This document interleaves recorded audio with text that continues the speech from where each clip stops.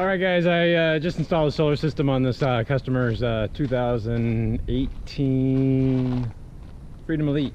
It's a Class C from Thor, and these guys, just like all the other manufacturers, they're knocking these things out so fast at the factory that they're just trying to get them out the door for the most part. So when I was up on the roof trying to install these solar panels, I noticed something under the roof membrane itself. It looks like it's a TPO type of membrane, but it's not a standard Dicor product. I don't even think it's an alpha product. I'm not sure what they're using on this one, but I want to show you what I found.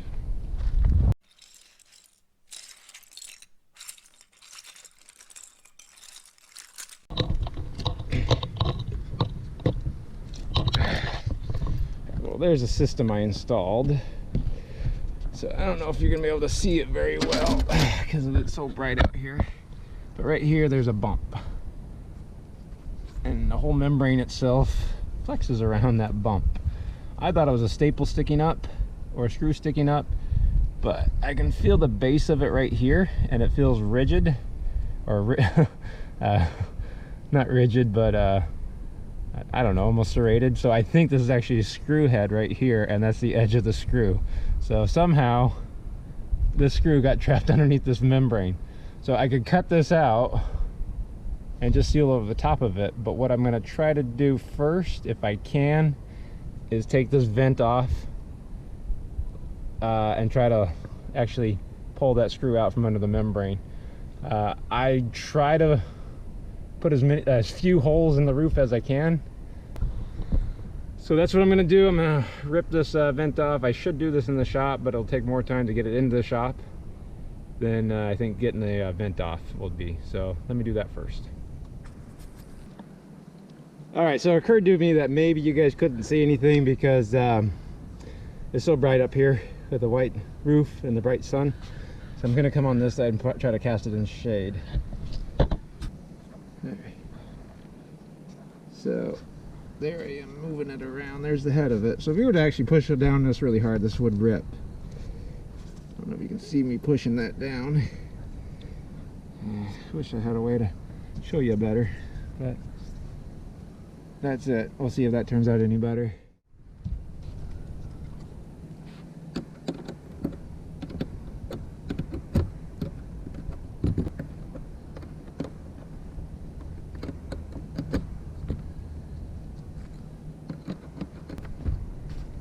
Yeah, hopefully the screws, they used half the amount of screws they're supposed to use. Hey look, they used half as many screws. Cool.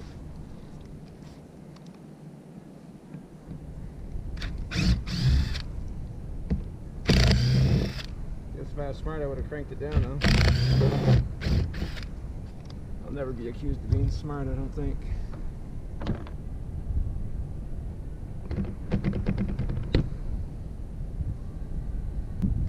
Alright, let's get this all turned around.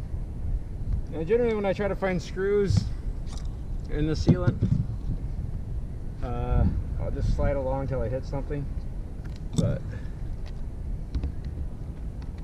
it looks like it did go about every other hole there. So a lot of times I would just use a putty knife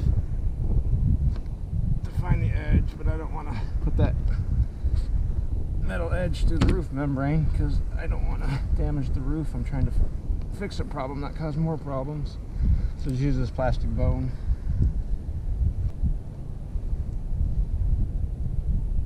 Alright. Use my all-purpose putty knives. Try to get under the edge there. Don't want to put too much downward pressure because I don't want to tear the roof. And I don't want to damage this vent because they did put a screw right there. That's why. Because I'm going to be reusing this vent, even though it's a cheap vent. Probably at a good time to upgrade to a better vent. Oh wow!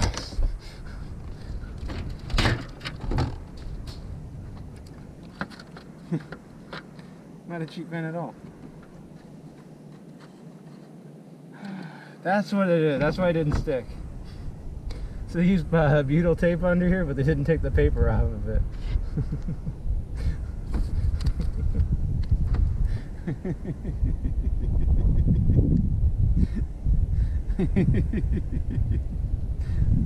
That's something you don't see every day. Gotta take a picture of that. I've seen it more than once. I guess theoretically it's still a gasket, seal something, but I don't know.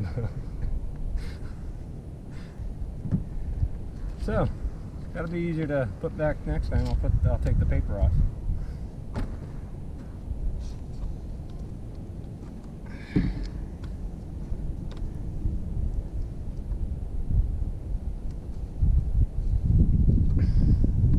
Is it felt back or is it on top of felt? Oh, that's maybe what it is.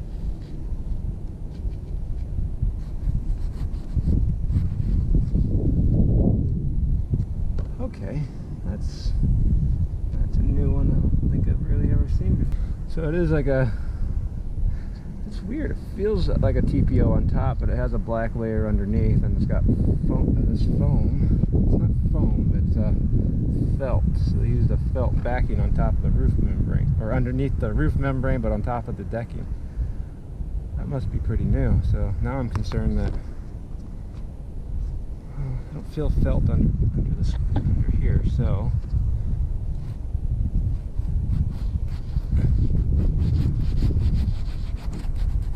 alright, I got a lot of different things I'm going to try first. So I've actually never seen this method before, using that felt under there. I don't know how I feel about that. So got a magnet here. I can't get it to move that way, so we'll try an easy method with a coat hanger, right? It's thin enough. See if I can't actually hook it.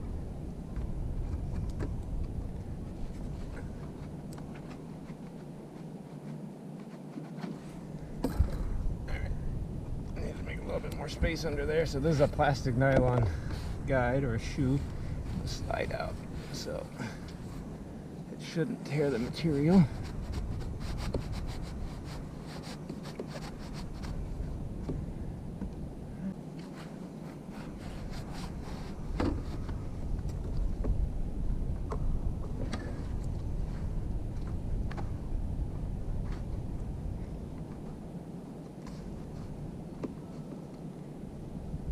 Well, I'm not feeling it, so it might actually be under the felt. That might add a problem, because I think the felt's going to be down pretty well.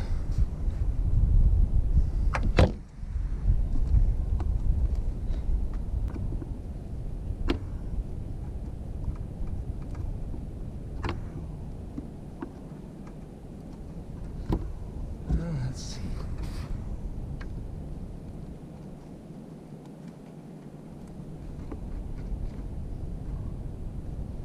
Oh, maybe I can.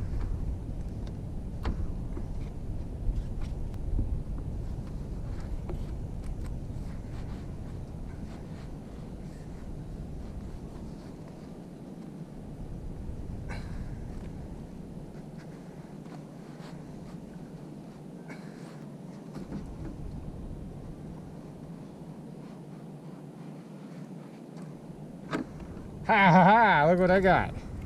Got that screw. It's not there anymore. Definitely would be nice not to have that loose, but it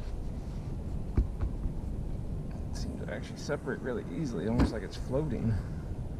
Not really glued down, because I don't really see any glue here. So I'm going to just go ahead and call this good. Take a picture of that for the customer. And put this back together. Huh. Clean off all the surfaces so I can seal the vent back down. I mean, there's something to be said about that felt on the bottom. It's probably definitely makes this a lot more durable, quieter. Don't have to worry about screws sticking up so much. I mean, definitely get the screws out from underneath before we put it down. Probably makes taking this roof off a lot easier too. So, I mean, I can't say it's a bad design. I just haven't ever seen it before. We didn't put a hole right here, so we don't have to have water coming in. We put the vent down, it'll get this edge back down again. Because really that's where it felt like it was down anyways. Alright.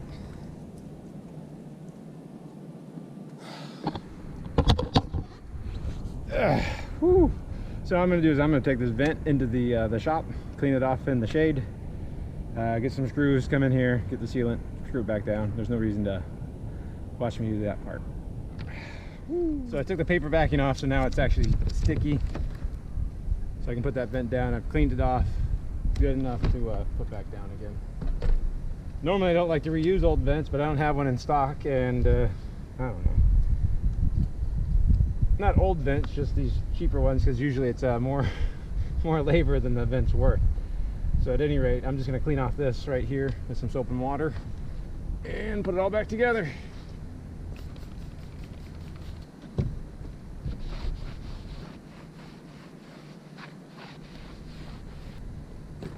Well, luckily I already have it sealed underneath, and I have holes to line up too, so it should actually go down pretty easily. So I'm just going to be putting some 1-inch screws back in. That's what came out.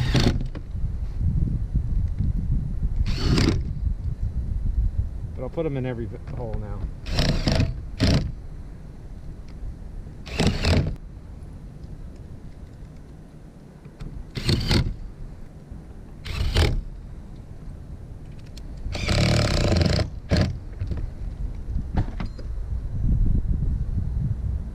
Woo. Okay.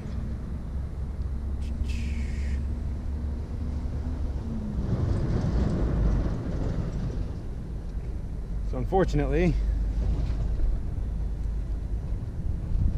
I'm going to put those vent cover brackets back on. It's unfortunate because the diaper is going to be all wet, so I'll get it all over myself when I put it on. So I have to go crank the vent open. I'll put the vent trim back down below, and seal this thing up, and then we'll talk about it later.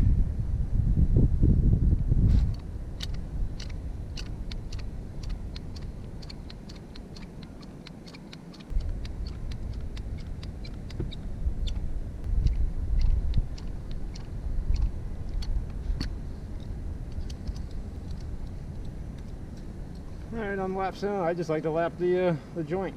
Make sure it's getting on the roof and on the flange. I don't want to try, you bastard. I want to try to use an entire tube on everything.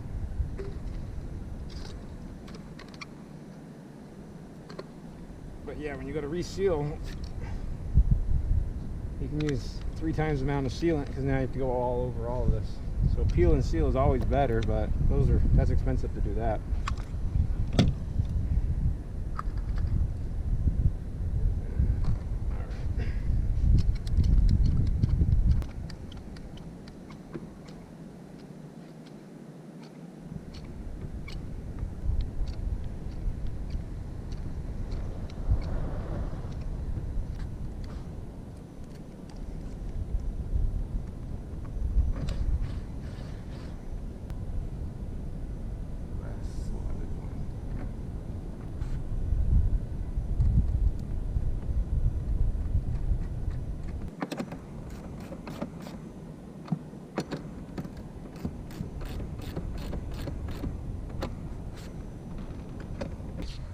So there it is, it's done, it's complete.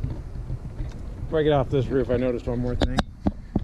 It's right here. I don't know if you can see this whole trim moving. It gapped right there. So I'm gonna run a couple screws down there, try to see if that'll do anything, as well, since I'm up here. Well, I'm just inside of his motorhome right now. It's a really nice Class C. It's pretty much perfect and everything you would want to have in a Class C. So I'm just going to recap real fast. I'm not trying to berate Thor for shipping a bad product. This is an industry-wide issue with just trying to get this stuff out as fast as they can. They're using the exact same components as every other manufacturer out there, almost the exact same building techniques, so there's not one that really builds them much better, but you have the majority of these manufacturers that are just pumping these things out as fast as they can, and it doesn't matter if it's a 16-foot travel trailer.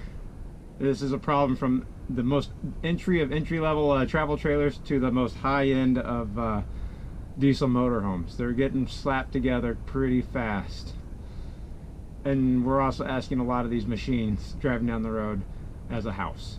So try to take some sympathy on us poor RV techs that are doing our best to keep these things put together, when quite often they weren't built to stay together from the factory. Thanks a lot for watching. If you have any questions, comment below. Thanks a lot.